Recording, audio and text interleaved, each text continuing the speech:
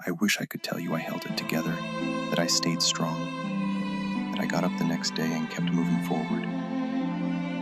But that'd be a lie. The truth. I unraveled.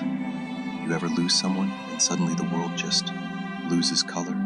Like food doesn't taste the same. The sun's still shining, but somehow it doesn't feel warm anymore. I couldn't eat, I couldn't sleep, I couldn't even cry some days because I was so numb I didn't know how to feel.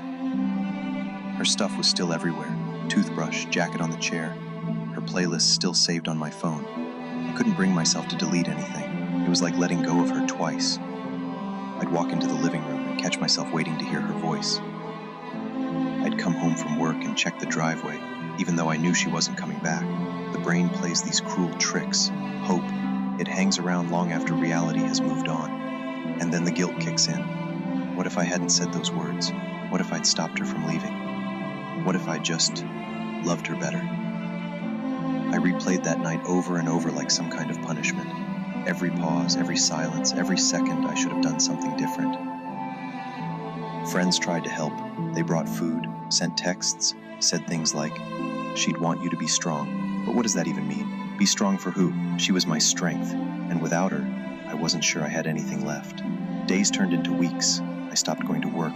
Bills piled up, the apartment got darker, not because the lights were off, but because she wasn't in it. My phone stopped ringing. People eventually stopped checking in. I guess even grief has an expiration date. For everyone, except the one grieving. I remember one night in particular, sitting on the floor, back against the fridge, lights off, just staring into nothing.